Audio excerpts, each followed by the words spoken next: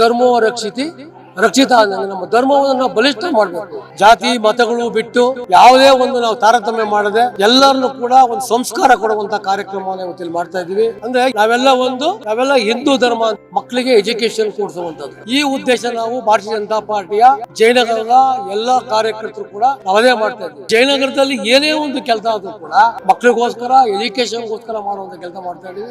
ಪ್ರತಿ ವರ್ಷ 2 ಮಕ್ಕಳನ್ನ ದತ್ತು ತಗೊಂತಾ ಇದೀವಿ. ನಾಳೆ ದತ್ತು ತಗೊಳ್ಳೋ ಕೆಲಸವನ್ನು ಕೂಡ ಮಾಡ್ತಾ ಇದೀವಿ. ಬೆಂಗಳೂರಿನ ಜಯನಗರದಲ್ಲಿ ರಕ್ಷಾ ಫೌಂಡೇಶನ್ ವತಿಯಿಂದ 3ನೇ ವರ್ಷದ ಪ್ರಯುಕ್ತವಾಗಿ ಲಲಿತಾ ಸಹಸ್ರನಾಮ ಪೂಜಾ ಕಾರ್ಯಕ್ರಮ ಅದ್ದೂರಿ ಹಾಗೂ ಯಶಸ್ವಿಯಿಂದ ನಡೆದಿರುವಂತದ್ದು. ಹಾಗೆ ಕಾರ್ಯಕ್ರಮವನ್ನು ಆಯೋಜನೆ ಮಾಡಿರುವಂತಹ ಇಲ್ಲಿನ ಶಾಸಕರು, ಜನಪ್ರಿಯ ಶಾಸಕರು ನನ್ನೊಂದಿಗಿದ್ದಾರೆ. ಅವ್ರನ್ನ ನಾನು ಮಾತಾಡಿಸ್ತಾ ಹೋಗ್ತೀನಿ.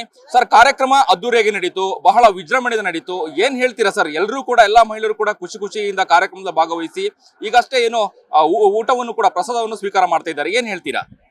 ನಮ್ಮ ಒಂದು ಉದ್ದೇಶ ಜಾತಿ ಮತಗಳು ಬಿಟ್ಟು ಎಲ್ಲರನ್ನು ಕೂಡ ನಮ್ಮ ಧರ್ಮದವರನ್ನ, ಬಡವರು ಸಾಹುಕಾರರು ಯಾವುದೇ ಒಂದು ನಾವು ತಾರತಮ್ಯ ಮಾಡದೆ ಎಲ್ಲರನ್ನು ಕೂಡ ಒಂದು ಸಂಸ್ಕಾರ ಕೊಡುವಂಥ ಕಾರ್ಯಕ್ರಮವನ್ನು ಇವತ್ತಿಲ್ಲಿ ಮಾಡ್ತಾ ಇದ್ದೀವಿ.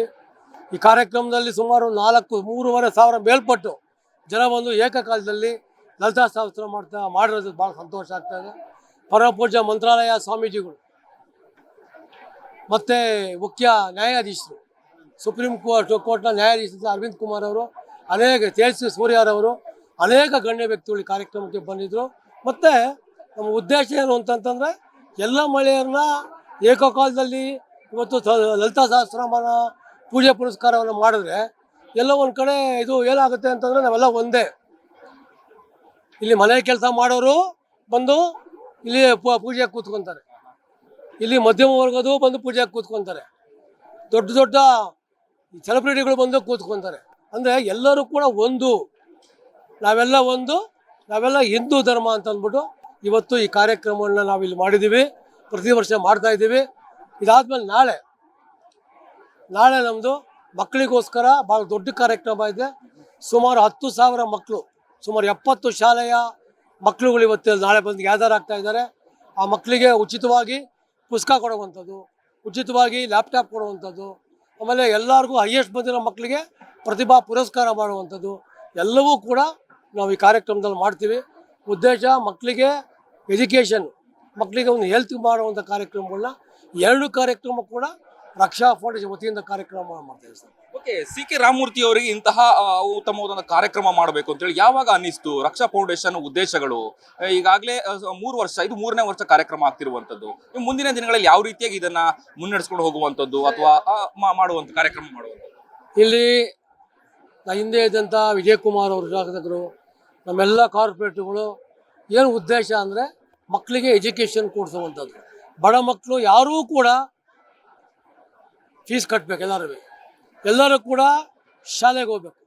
ಈ ಉದ್ದೇಶ ನಾವು ಭಾರತೀಯ ಜನತಾ ಪಾರ್ಟಿಯ ಜಯನಗರದ ಎಲ್ಲ ಕಾರ್ಯಕರ್ತರು ಕೂಡ ನಾವದೇ ಮಾಡ್ತಾಯಿದ್ದೀವಿ. ನಾವು ಪ್ರತಿ ವರ್ಷ ನವೆಂಬರಿಂದ ಜನವರಿ ತನಕ ಮಕ್ಕಳಿಗೆ ಫ್ರೀ ಎಜುಕೇಷನ್ ಕೊಡ್ತೀವಿ. SLT ಮಕ್ಕಳಿಗೆ ಕೋಚಿಂಗ್ ಕೊಡುವಂಥ ಕೆಲಸವನ್ನು ಮಾಡ್ತಾ ಇದ್ದೀವಿ. ಲೈಬ್ರರಿಗಳು ಮಾಡಿದ್ದೀವಿ, ಮಕ್ಕಳಿಗೋಸ್ಕರ ಈ ಲೈಬ್ರರಿ ಮಾಡಿದೆ. ಜಯನಗರದಲ್ಲಿ ಏನೇ ಒಂದು ಕೆಲಸ ಆದರೂ ಕೂಡ ಮಕ್ಕಳಿಗೋಸ್ಕರ ಎಜುಕೇಷನ್ಗೋಸ್ಕರ ಮಾಡುವಂಥ ಕೆಲಸ ಮಾಡ್ತಾ ಇದ್ದೀವಿ. ನಾಳೆ ನಾವು ದತ್ತು ತಗೊಳ್ಳುವಂಥ ಕೆಲಸ, ಬಡ ಮಕ್ಕಳು, ಅಪ್ಪ ಅಮ್ಮ ಮಕ್ಕಳನ್ನ ಪ್ರತಿ ವರ್ಷ 2 ಮಕ್ಕಳನ್ನ ದತ್ತು ತಗೊತಾ ಇದ್ದೀವಿ. ದತ್ತು ತಗೊಳ್ಳೋ ಕೆಲಸವನ್ನು ಕೂಡ ಮಾಡ್ತಾ ಇದ್ದೀವಿ. ಓಕೆ, ಇನ್ನು ಕಾರ್ಯಕ್ರಮದಲ್ಲಿ ಯಾರೆಲ್ಲ ಭಾಗವಹಿಸಿದ್ರು ಮುಖ್ಯ ಅತಿಥಿಗಳಾಗಿ, ಸ್ವಾಮೀಜಿಗಳು, ಅದ್ರ ಬಗ್ಗೆ ಹೇಳೋದಾದ್ರೆ?